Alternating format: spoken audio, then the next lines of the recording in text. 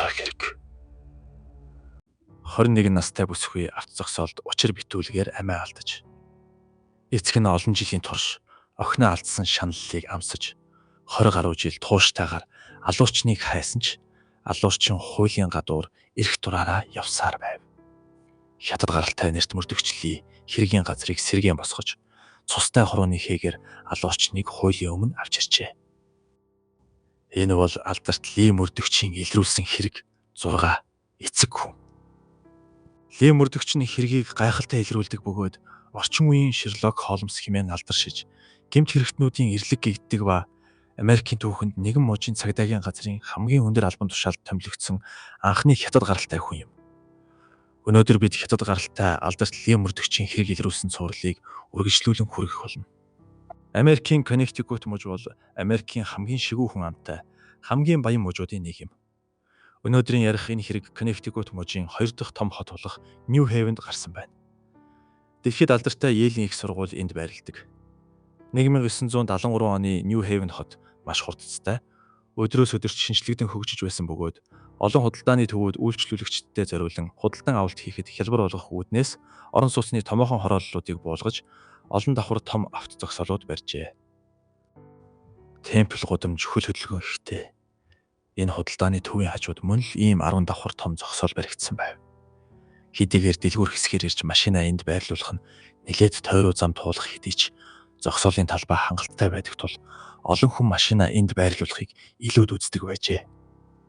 1973 оны 7 дугаар сарын 16-ны баасан гарагт цагдаа нар энэхүү 10 давхар том авто зогсоолыг хамгаалалт авсан бөгөөд ойр орчмын дэлгүүрийн ажилтнууд юу болсон талаар өөр хоорондоо шивнэлдэж хинч тэнд юу болсныг мэдэхгүй байв. Учир нь тэр өдрийн үдээс хойш 1 цаг өнгөрч байхад тус зогсоолын зохион байгуулагч зогсоолын 10 давхрын шатан дээрээс нэгэн залуу эмэгтэйн цогцыг олжээ. Тэгээд тэр даруй цагдаад мэдэгдсэн байна. Хэдэн минутын дараа цагдаагийн машин хэргийн газарт ирж зогсоолд бүх талын наривчилсан үзлэг хийсэн ба мөрдөн байцаалтын явцад 8 давхраас цоожлоогүй цэнхэр өнгийн Бьюик маркийн суудлын машин олсон бөгөөд машины урд судал дээр темпл гудамжны зогсоол руу орсон тасалбар байсан бөгөөд орох цаг нь тухайн өдрийн 12 цаг 42 минут гэж тэмдэглэгдсэн байв. Машины жолоочийн суудал, арын суудлын хивс болон жижиг цаасан хайрцаг нь дээрээс цусны тол болцсон байна.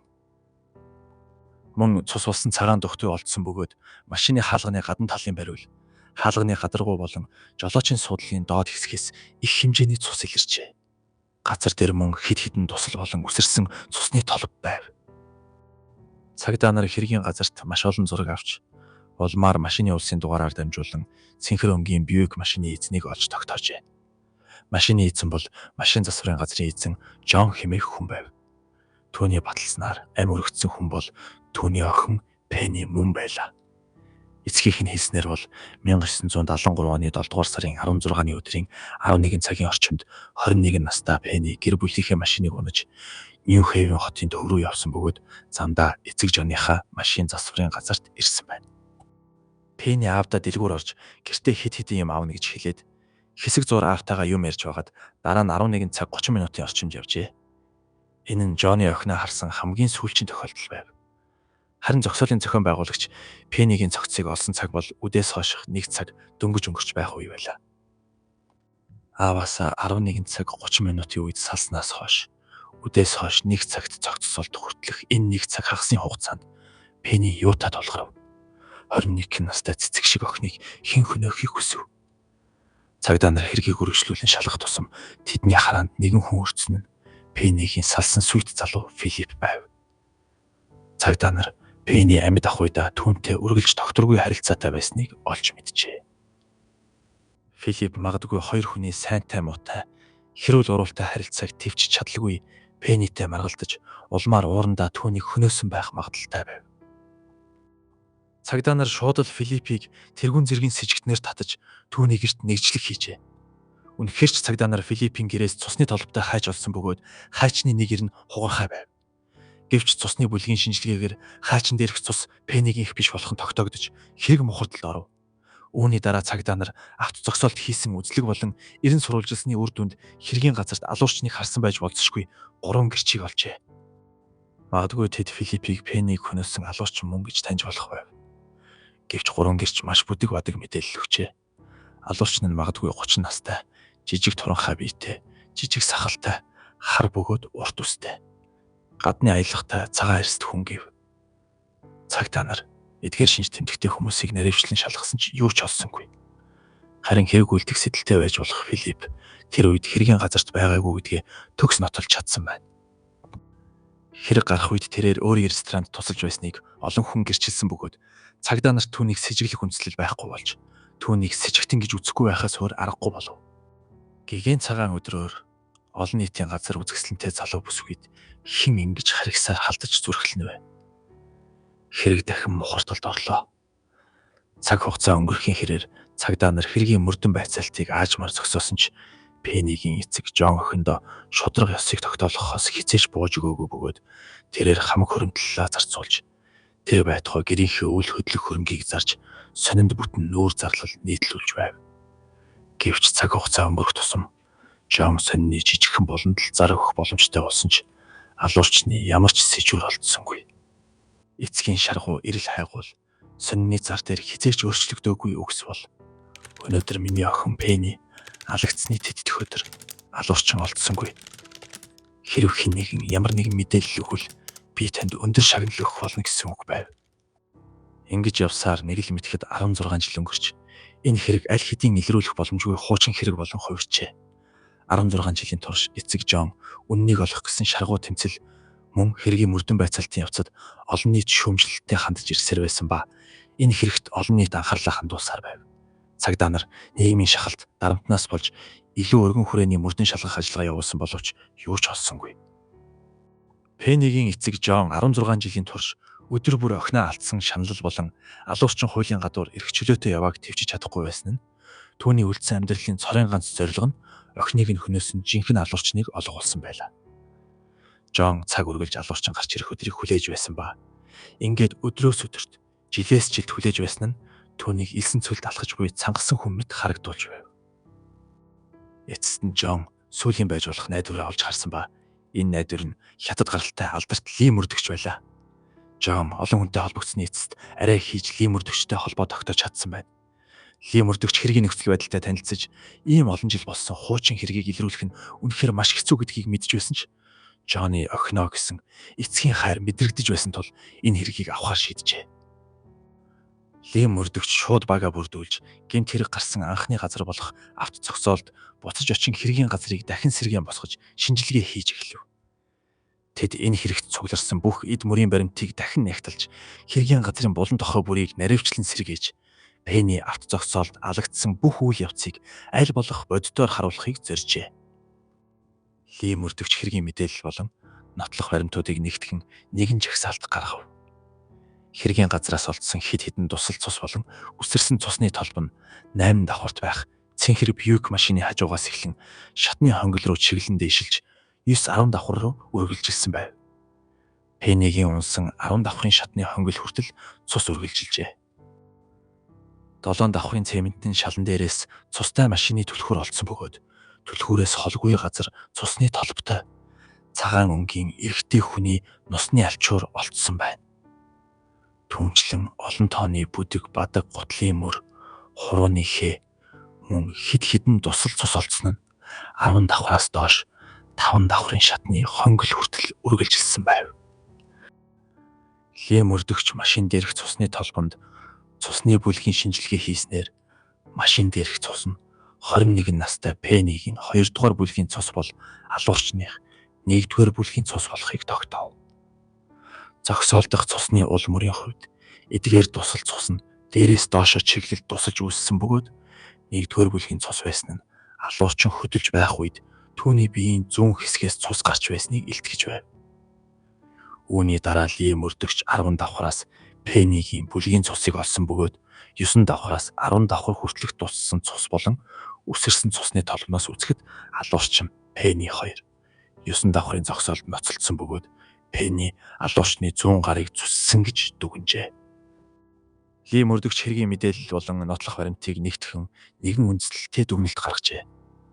1973 оны 7 сарын 16-ны даваа гарагт Пенни 11 цаг 30 минутын орчимд ойролцоох машин засварын газраас гарч худалдааны гудамж руу машинаа барин явжээ.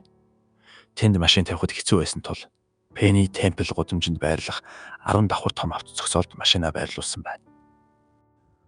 Доод давхруудад зогсоол байхгүй байсан тул Пенни шууд 9-р давхарт гарсан ба энд машин баг хүнч харьцангуй цөөн байв. Пенниг машинаас буух гэж байтал гинт нэгэн үл таних хэрэгтэй машинд нь орж иржээ. Сандарсан Пенни өөрийгөө хамгаалахын тулд жижиг хутаг гаргаж ирсэн бөгөөд сандрал дундаа алуурчны хурууг зүссэн ба алуурчин жижиг хутгийг булааж авсан байна. Пенни машинаас зүгтэн гарч ойролцоох шатны хонгил руу гүйж хурдтайгаар дээшээ гүйж. Гэвч тэрээр маш том нэгэн алдаа гаргасан бөгөөд давхар өндөрсөх тусам хүн улам цөөрж тусламж авах магадлал нь улам багассан байв. Алуурчин эцэст нь 10 давхрын шатны хонгилд Пенни гүйцэж ирээд жимсний хутгаар түүний цээжин тус газар руу хүчтэй төрсөн байна. Пенни газар дээрээ унаж нас барсан бөгөөд алуурчин яаралтай 9 давхар руу буцаж гүн Пеннигийн машин дээр иржээ. Арын суудалд байх жижиг цаасан хайрцагнаас хид хідэн цаас сугалж 100 гарынхаа шархны цусыг тогтоогоод өөрийн нусны алчуураар шахаа давхарлан боосон байна. Дараа нь Пеннигийн цэнхэр Бьюик машиныг 8 давхар руу унаж очиод өөрийнхөө машиныг хайсан боловч машин нь 8 давхарт байхгүй байгааг өдлөгөө анзаарчээ. Тэгээд сандарсан чигээрээ 7 давхар руу гүйж очин өөрийнхөө машинд орж цустай болсон Пеннигийн машины түлхүүр болон өөрийнх нь цус болсон цагаан усны алчуурыг газар шидээд машинаа цааш унж явсан байна. Зогсоолын тасалбар дээр дарагдсан цагаас үзвэл алуурчин авто зогсоолоос гарсан цаг нь үдээс хойших 13 цаг 1 минут байв. Үүний дараа Ли мөрдөгч эдгээр нотлох баримтууд дундаас маш чухал нэгэн зүйлийг нээсэн бөгөөд тэрээр Пеннигийн Бьюик машинд химийн бодис ашиглаж нэгэн бүдэг бадаг хурууны хий гаргаж авсан байна. Түүнчлэн Ли мөрдөгч цустай нусны алчуурнаас алуурчны ДНК-г ялгаж авчээ. Хурууны хий болон ДНК олцсон нь Жонд алуурчин удахгүй илэрнэ гэх итгэлийг төрүүлж байлаа. Ли мөрдөгчийн энэхүү чухал нээлт нь түүнд цааш үргэлжлүүлэн тэсэх асар их зоригийг өгсөн бөгөөд шидэт эм метал байлаа. 20 дугаар зууны 90-ад оны сүүлээр хурууны хий болон ДНК-ийн технологи маш хурдцтай хөгжиж Ли мөрдөгч алуурчныг барих нь цаг хугацааны л асуудал гэж итгэж байсан ч ганцхан хурууны хийгээр алуурчныг олно гэдг нь далаагаас зүү эрэхтэй адил гэдгийг ч бас сайн мэдж байлаа. Нүүд ирмхийн зуур дахин 5 жил өнгөрчээ. Өндөр настай Жон аль хэдийн хөл муутай болсон байсан бөгөөд түүнд охиныхоо хэргийн төлөө гүйх ирж хүч мөнгө санхүүч үлдсэнгүй. Гэвч бурхан хичээсэн хүний гомдоодөггүй гихчээр сүйт бүсгүйгээ эмнэлэгт хэвтэлэн зодсон хэрэгээр 51 настай дунд иргэм насны Эдвард хэмээх хэрэгтэйг сүйт бүсгүй шүүхэд өгсөн бөгөөд цагдаа нар түүнийг баривчилж түүний бүх хурууны хээг мэдээллийн санд оруулжээ.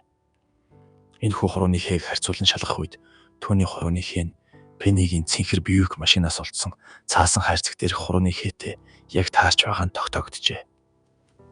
Гэвч харамсалтай нь амьдралынхаа тал хувийг охиныхоо алуурчныг хайхад зориулсан Жон энэ мөчийг хүлээж чадсангүй. Жон нас барснаас хойш 8 сарын дараа Эдвард баривчлагдаж хүн амны хэрэгээр яллагдагчаар татагдсан байна. Пеннигийн эцэг хууль шүүхийн өмнө алуурчин шийтгүүлэхийг харж чадаагүй ч эцэг хүний тууштай байдал алуурчинд зохих шийтгэлийг нь хүлээлгэсэн юм. 2002 оны 9-р сард Эдвардад 20 жилийн хорих ял оноосон бөгөөд 80 нас хүртлээр хугацаанаас өмнө суллагдах эрхгүйгээр шийтгэгдсэн байна. Энэ нь тэрээр амьдралынхаа үлдсэн хугацааг шоронд өнгөрөөнө гэсэн үг байлаа. 1973 онд Пенни алагдсанаас хойш 2002 онд алуурчин зохих шийтгэлээ хүлээх хүртэлх 29 жилийн хугацаанд Пеннигийн гэр бүлийнхэн бусдын төсөөлшгүй их шаналлыг туулжээ. Түүний дүү Мэрийн шүүхийн шийдвэр гарсны дараа өөрийнхөө болон Ли мөрдөгчийн сэтгэлийн үгийг жинхэнэ утгаар нь хэлсэн байна. Хэрв 29 жилийн өмнө чи өөрөө сайн дураараа гарч ирсэн бол би өдөр бүр аавынхаа шаналсан харцтай нүүр тулах шаардлагагүй байсан. Миний амьдралын цаг хугацааны 70% нь бусад хүмүүсээс мэдээлэл асуух, тандах, хэн нэгэн хүн алуурчин таньдаг, мөн эсхийг мэдэх гэсэн эрэл хайгуулданд өнгөрсөн. Чийл цаг хугацааг бидний дайсан болгосон. Яг одоо би их чигээ болон аавыгаа маш их санаж байна. Тэд одоо л нэг 50 нойрсож чадхаар боллоо гэж би бодож байна. Хожимдсан шудраг ёс бол шудраг ёс биш гэдэг үг байдаг. Гэхдээ эцэг Жоны охиндоо зориулж 20 гаруй жил шудраг ёсны төлөө тэмцсэн шаргуу тэмцэл нь бидний бахархлыг төрүүлэхийн зэрэгцээ Охиноо гэсэн түүний аминч бус хайрыг гүнзгий мэдрүүлж байна. Эцэг эхийн үр хүүхэдтэй хандах хайрыг хариу нэгтгэхгүй хайр гэж хэлж болно. Ус мэт уян зөөлөн хэрнээ бүхнийг тэтгэгч эцгийн хайр уул мэт сүрлэг, хад мэт бат бөх нөмөр нөөлөгтэй байдаг. Хэрвээ мөрдөгч энэ хэрэгт оролцоогүй бол Пенегийн гэр бүл магадгүй насан туршдаа алуурчныг хайсан сүлэрт амьдрах байсан байж мэднэ. Энэ хэрэг тухайн үеийн Америкийн ард түмний сэтгэлийг хөдөлгөж, Ли мөрдөгчийн анхаарлыг татаад зогсохгүй. Эцэг Жоны охиндоо шударга ёсыг олох гэсэн цохиролтгүй тэмцэл, эцэг эхийн охиндоо өгсөн агуу их хайр нь бидний бахархлыг төрүүлэхүйц байлаа. Шударга ёс магадгүй хожимдож болох ч үнэн хизээ нэгэн цагт заавал ярьдаг. За ингээд энэ удаагийн 6 дахь дугаар үүгээр өндөрлөж байна. Таалагдсан бол дагахаа битгий мартаарай. Цаашид илүү олон видеог та бүхэнтэй хуваалцах болно. Дараагийн дугаараар уулзцгаая. Түр баяртай.